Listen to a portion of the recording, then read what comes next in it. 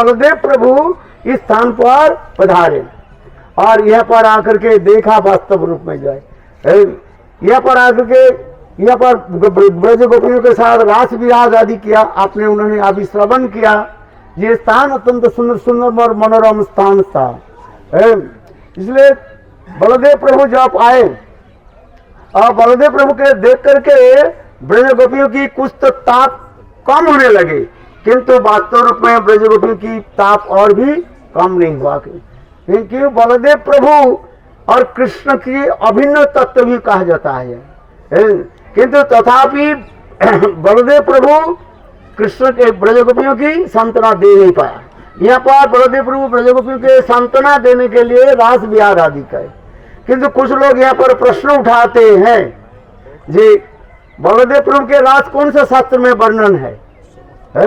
कृष्ण के रास के लीलाप के बारे में शास्त्र में उल्लेख है। श्रीमद् भागवत में रासलीला है, कृष्ण के रासलीला है कि नहीं है? सुंदर में दशम स्कंद में 29 अध्याय से लेकर के 33 अध्याय तक इसके रास पंच अध्याय कहा जाता है। कृष्ण गोपियों के साथ रास विहार आदि की। इसलिए कुछ संप्रदाय के लोग, बालाजी संप्रदाय के लोग प्रश्न उठाते हैं ये बलदेव प्रभु के रास कौन से शास्त्र में है? किंतु हमारे आचार्य पाद श्रीमद् भागवत से ही प्रमाण देते हैं। ये श्रीमद् भागवत में बलदेव प्रभु के रास के बारे में स्पष्टीकरण किया गया है। ये बलदेव प्रभु चैत्र और वैशाख मास, ये दोनों मास के कहा जाता है, मधुमास कहा जाता है। इस मधुमास इस महीने में बलदेव प्रभु यहाँ पर आकर के रास विहार आदि की और गोपियों की सांत्वना आदि प्रदान करने लगे।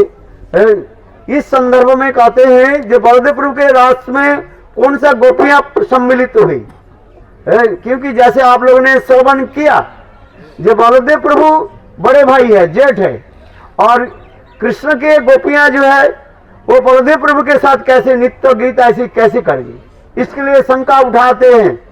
क्योंकि हिंदू सभ्यता संस्कृति के अनुसार, सनातन धर्म के अनुसार बड़े भाई क्या लगते हैं? जेठ लगते हैं।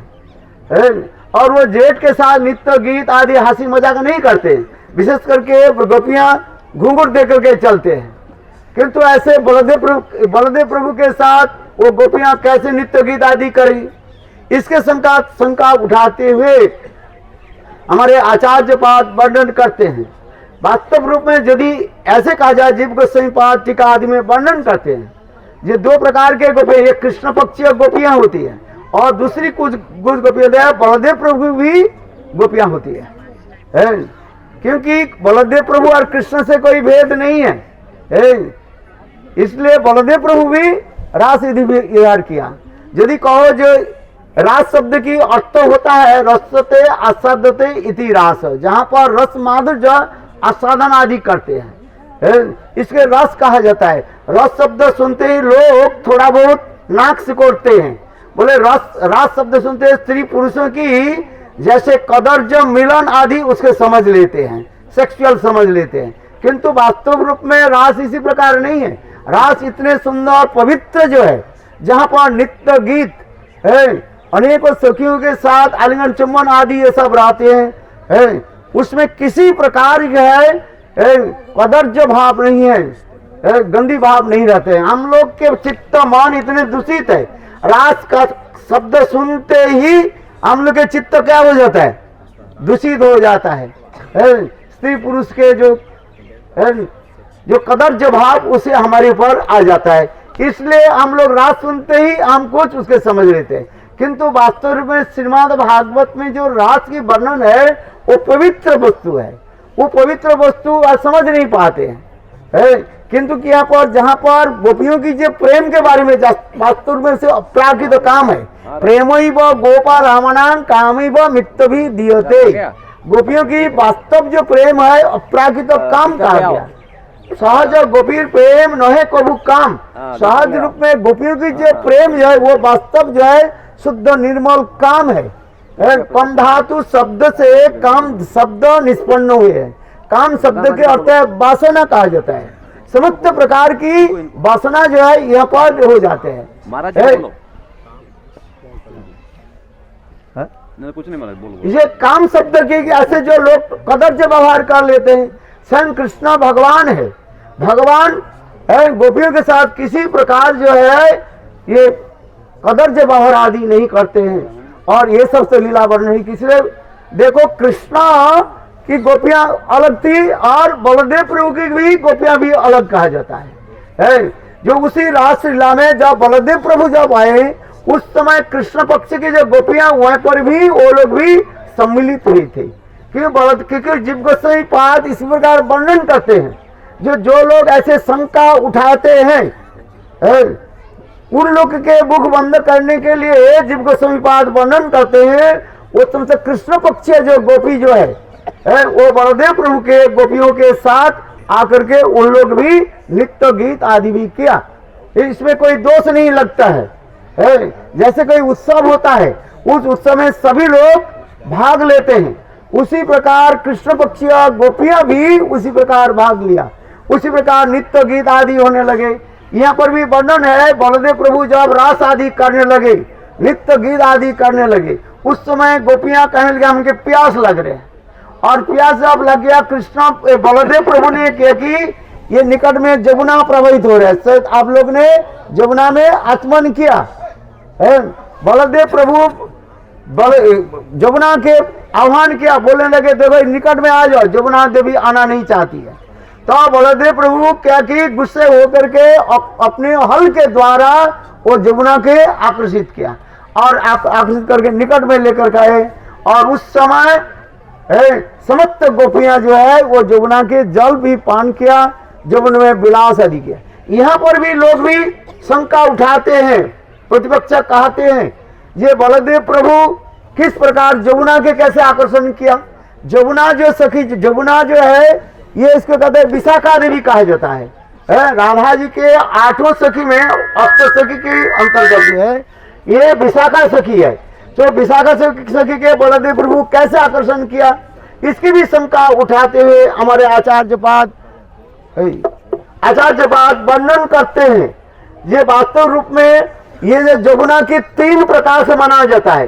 एक विशाखा देवी अर्थात साक्षात जो जमुना देवी, हम लोग जो जमुनाष्टक पाठ करते हैं, भातुरंत कस्सपत्तने अभिपत्तिहारिणी प्रेक्ष आदि पापिन ओपि पाप सिंधु तारिणी नीर माधुरी ओपि अस चित्त बंधिन मंग पुना तु सर्वदार भिन्न बंधु नंदिनी। जमुनाष्टक ये जमुना देवी विशाखा देवी से अभिन्न कहा जाता है। ये साक्षात जो है विशाखा देवी ही जमुना देवी के रूप में प्रकटित होता है। और इनके और दो एक प्रकार एक कालिंदी कहा जाता है। ये कालिंदी जो है वो दर्भ की एक महिषी के रूप में भी यहाँ पर भी समावेश होता है। और दूसरी जो है ये जमुना जो है इसमें एक सरित प्रवाह यानी समुद्रगामिनी नदी उसमें इसमें 3 जो है इसमें समाहित है। इसलिए बलदेव प्रभु जिस हल के द्वारा जिस जमुना के बाद नदी के आकर्षण किया वो नदी कौन था, वो समुद्रगामिनी नदी थी। उसको ही जो है बलदेव प्रभु आकर्षण करके लाए और वहां पर समस्त सखियों के जो है उन्होंने जलपान कराया और जमुना में विहार किया।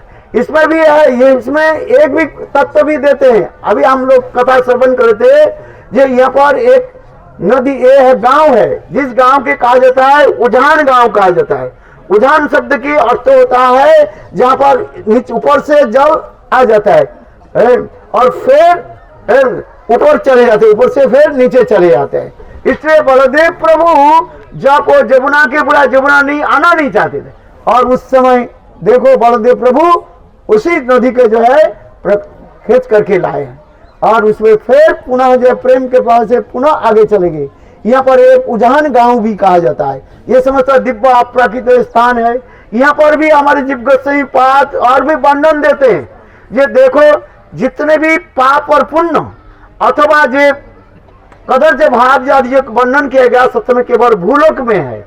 यहाँ तक कि स्वर्गलोक में भी उतना भी पाप के बारे में भी वर्णन नहीं किया गया है। स्वर्गलोक में वहां पर सब एक दूसरे के साथ मिलते हैं, नित्य गीत आदि करते रहते हैं, वहां पर कोई दोष नहीं लगता है। स्वर्ग के ऊपर वैकुंठ, वैकुंठ से ऊपर जो गोलोक वृंदावन, वो गोलोक वृंदावन धाम से कहां पर पाप ऐसे लगेगा है। यदि कहा जाए कृष्ण की सखियां भी यदि बलदेव प्रभु के साथ नित्य गीत आदि किया उसमें दोष नहीं लगता है। किंतु जितने प्रकार की दोष शास्त्र में वर्णन किया गया इस जगत में ही कथा है, उस जगत की कथा नहीं है। चित जगत की कथा, चित जगत में किसी प्रकार दोष नहीं लगता है। इसी प्रकार हमारे आचार्य वर्णन करते हैं, ये बलदेव प्रभु यहाँ पर आकर के रास विहार आदि की और ये सुनम्मा संदेश स्थान जो है यहाँ पर गुरुदेव का देख कृष्ण की लीला के समय जैसे खेलन वन है और आगे जो है ये समस्त स्थान है। सुंदर स्थान को दर्शन करना हमको चाहिए और इस स्थान को हम प्रणाम करते हैं। ऐसे लीला है जो हमारी हृदय चित्त में उदित हो, इस स्थान को प्रणाम करते हुए हम आगे बढ़ेंगे। वंशा कृपा सिंधु देव पतितानंग पावने वैष्णवे बोलो। बोलो रामघाट की जय, जय बलदेव प्रभु की जय, जय जय श्री राधेश।